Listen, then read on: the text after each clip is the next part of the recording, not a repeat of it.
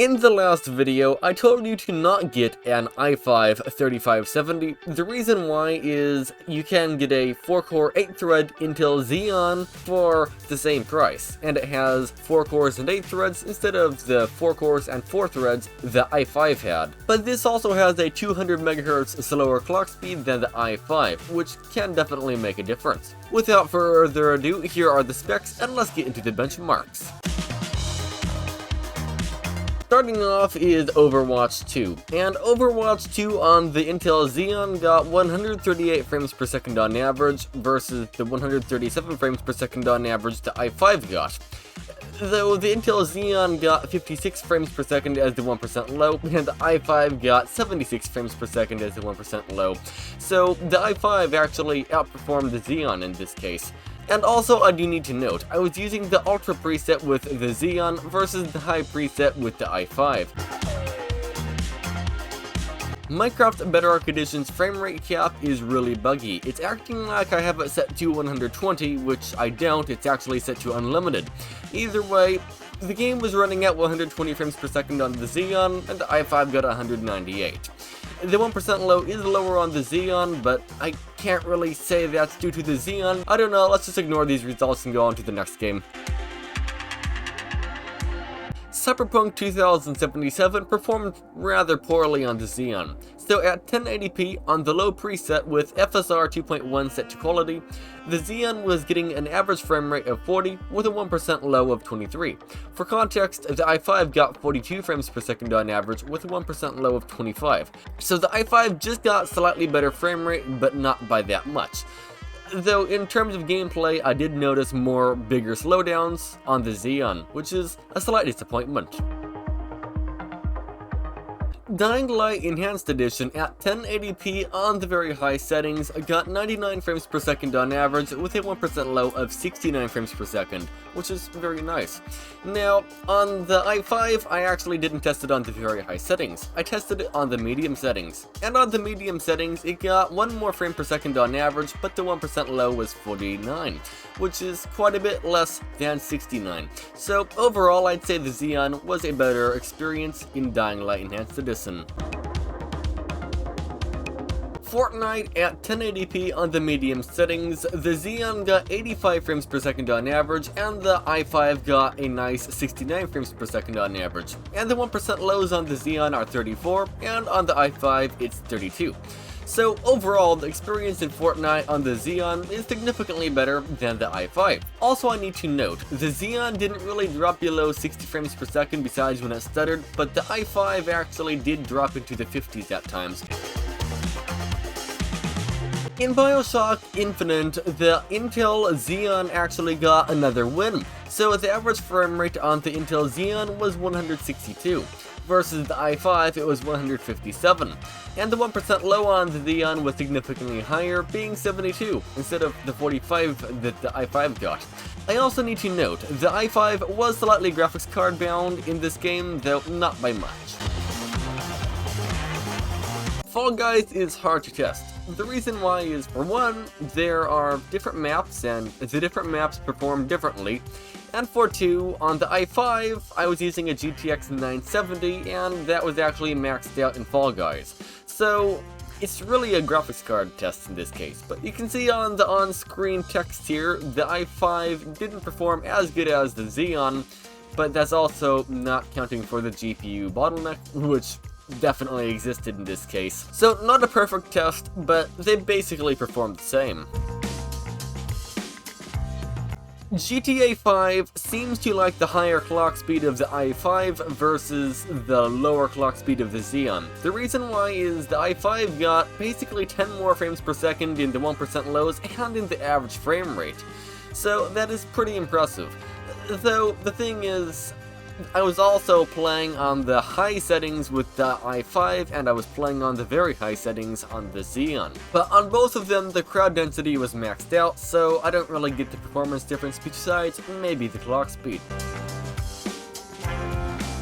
The Xeon really struggled on Rocket League. Well, I use the word struggled lightly, it still got 200 frames per second, but the i5 actually beat the Xeon by 10 frames per second, and in the 1% lows, it almost won by 20 frames per second. But overall though, the experience was great on both of them. I guess maybe Rocket League isn't taking advantage of all 8 threads, I'm not sure.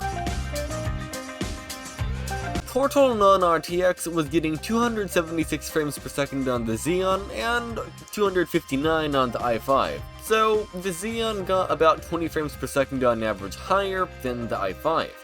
Though the 1% lows were basically the same. So overall, I would say it's within margin of error at this point. So yeah, the i5 and the Xeon are actually pretty much neck and neck. Call of Duty Warzone 2.0, the Xeon just barely got the edge on the i5, beating it by 1 frame per second in the average frame rate and 2 frames per second in the 1% low. So at least it was a 30 plus frame per second experience, mostly, though it actually did drop into the 20s at times. Yeah, Call of Duty Warzone is really not a very good game when it comes to optimization. In CSGO, the Xeon, I had a very short match, it was less than a minute long, but the average frame rate is, well, within the margin of error of the i5. The i5 just barely got the edge on the Xeon here, so once again, it's pretty much a tie between the Xeon and the i5. BeamNG Drive was a rather surprising one in a bad way. So the i5 actually outperformed the Xeon by about 20 frames per second in the average and in the 1% low. So all in all, both of them were very playable, but the i5 way outperformed the Xeon. At first, I did actually test the game on the high settings, which is the footage you're seeing, and on the last video with the i5, I tested it on the low/medium settings. Though the performance difference was such a big difference, I had to actually go back and retest it, and I tested it on the exact same settings as in the last video, and yeah, no difference. It's still performing 20 frames per second less than the i5 somehow. That's just kind of shocking to me.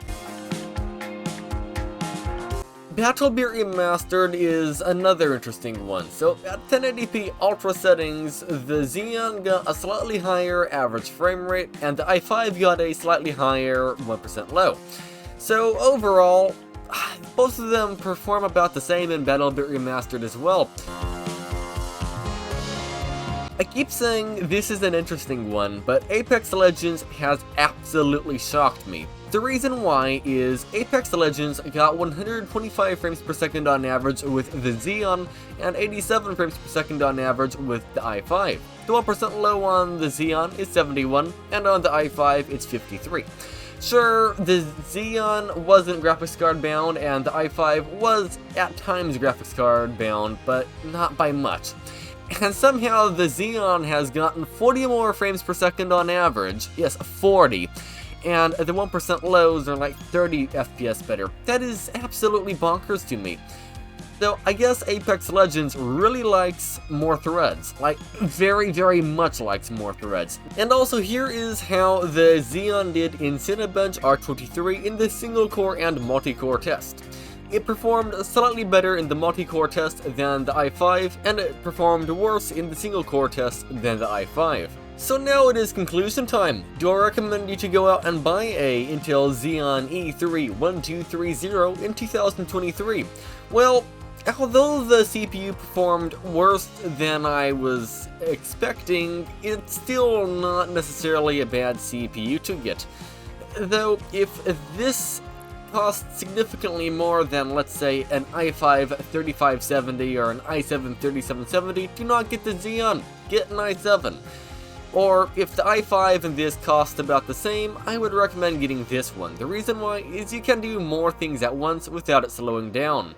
But overall, the performance between the i5 and the Xeon is minimal. Some games the Xeon wins, and some games the i5 wins. So, the performance is basically the same. Either way, thank you so much for watching this video and making it all the way to here. That's pretty impressive. Either way, thanks for watching, and have a great day.